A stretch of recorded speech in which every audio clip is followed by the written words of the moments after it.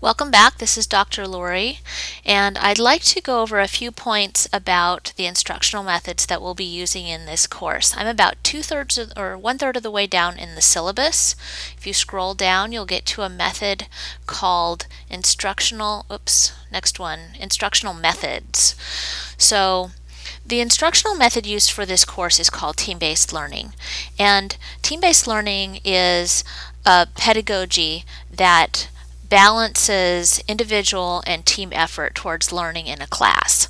Now, I actually know what you're thinking. For many of you, you've worked on teams and it's been perhaps less than an ideal situation. Either you were working on a team where somebody was overbearing and domineering and wanted everyone to do things their way, or you were working on a team and you were trying to get things done and there was a person who didn't do their share of the work. So there are a lot of things that are less than ideal about working in teams, and in a class situation those can really come to the forefront. With team-based learning, this is a pedagogy that really has a system for overcoming a lot of those challenges with team-based learning and leaving a lot of the benefits of working with a team. And it goes through kind of like a standard cycle, either weekly or bi-weekly, to help people to really learn the material and integrate it into what they understand in their competencies in that particular area. So first of all, there's individual preparation, and so there is an expectation that each person is going to spend time individually learning from maybe videos or readings or other resources, possibly activities, and that they will then come to the team setting, which for an online student is online and asynchronous, but they're coming to that week prepared so that everybody is on the same foundation. So each person really does need to put in that individual preparation, and then the remaining items really help to solidify that and give you an opportunity to work with others around the things that you've learned individually. So the first activity that we're going to have you do is called team teaching, and basically you prepare some kind of a short summary of one of the learning objectives for any topic in that module. It could be health and behavioral sciences or epidemiology or environmental or policy or biostatistics, any one of those. Choose one thing that you feel was maybe an aha moment for you, or you have a good way of really sharing that with other people, and you create some kind of an activity or summary for that particular learning objective to help prepare your teammates for their individual quiz. So if you were to sit down with somebody and say, hey, I learned this really neat thing, and here, let me show you, you're basically doing that in a format that works for online, that you're sharing those with each other electronically through Canvas. So if you create a little Quizlet or some kind of a matching item, this can be in many different formats. And so as we go through the quarters, you'll find a lot of ideas from each other of things that they did to share information with you. So you're really helping each other learn. That's balanced out by the individual quiz. Each person takes a 21 to 23 question quiz, multiple choice quiz, to make sure that everyone is ready to move on to these other activities throughout the week. So there may be application activities that you do individually with small groups. There may also be team assignments where you are assigned to a specific team for the quarter, and you're applying the kinds of things that you learned to different topics. One of the things that really makes team-based learning work well is something called helping behavior, and this is a system of providing peer review back to your teammates. It includes both a numeric score and a description of your feedback, so both qualitative and quantitative feedback.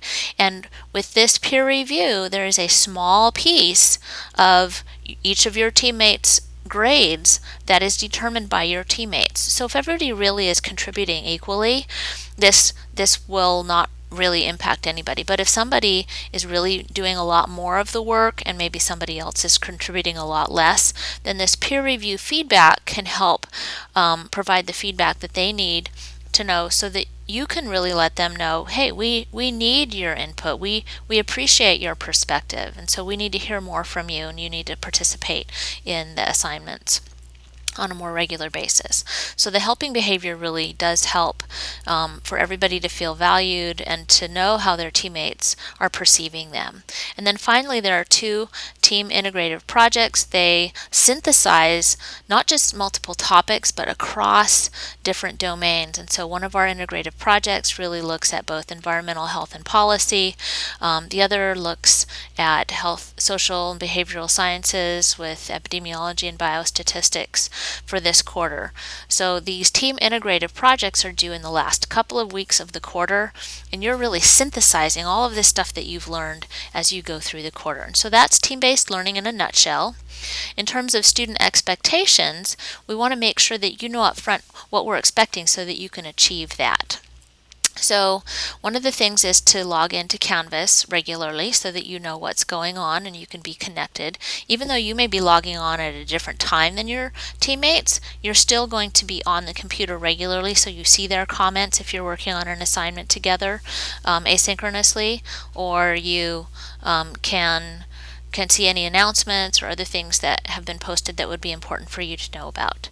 In terms of preparation, you are expected to prepare individually for the topics prior to the week that then the team activities will be happening.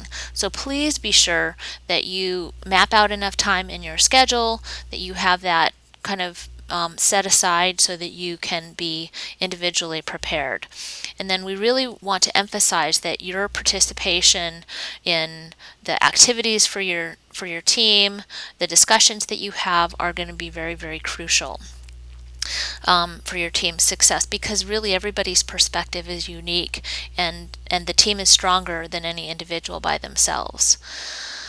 In terms of due dates and late work, I do want to make a comment about this, just because we know you are adults, you're professionals, some of you have jobs, you need to balance out your work and your family and school all at the same time. Because of that, what we do is for each of the 3 main areas in the class, the individual quiz, this is really the team teaching, and the team assignments, the one lowest grade for each of those areas will automatically be dropped.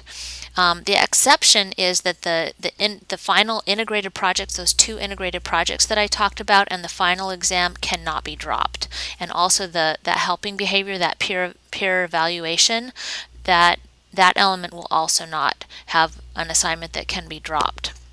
So for most of the assignments, you can choose any time that something comes up. If you have technology issues or some kind of an emergency at work or with family, you don't need to give us a doctor's note. You don't need permission for that. The computer automatically drops that lowest score. And so we hope that gives you enough flexibility if something comes up, that you're able to still continue to be engaged with the class and it doesn't impact your grade. We want to emphasize that you need to keep track of all your data files, keep copies of those until the final grade is received for the course at the end of the quarter. Don't delete those, because something may come up where it didn't save, or you thought it did, or you thought you had submitted it, and then we can just get that really quickly without having to redo it. Also, I want to emphasize that we have what we call the anti-failure plan. And so if a student receives a failing grade on an assignment or is not making progress in the course, then we will initiate what we call the anti-failure plan. And this includes a meeting with an instructor, an outline of a set of activities so that your future performance can be improved, and then weekly meetings to see how your performance is doing and to answer any questions that you may have. And so students can also initiate the anti-failure plan by contacting me, and we will work with you on an individual basis to make sure that you are the most successful that you can be in the class. One of the things that also is important is for Loma Linda University as a whole, when we have these online classes, the weekly setup is that the week starts on Monday morning, first thing, and it ends on Sunday night. And so each week starts brand new on Monday, and what that does is it gives you the weekend to be able to work on assignments, especially for people who work during the week. Then that gives them some extra time then, but it gives you a whole entire week before you turn assignments in. So even if you work on the weekends and your teammates are working on and then you're able to work on the class during the week, then you still can have this asynchronous experience where you're interacting with your teammates. That concludes my overview of team-based learning and how that's going to work for this class.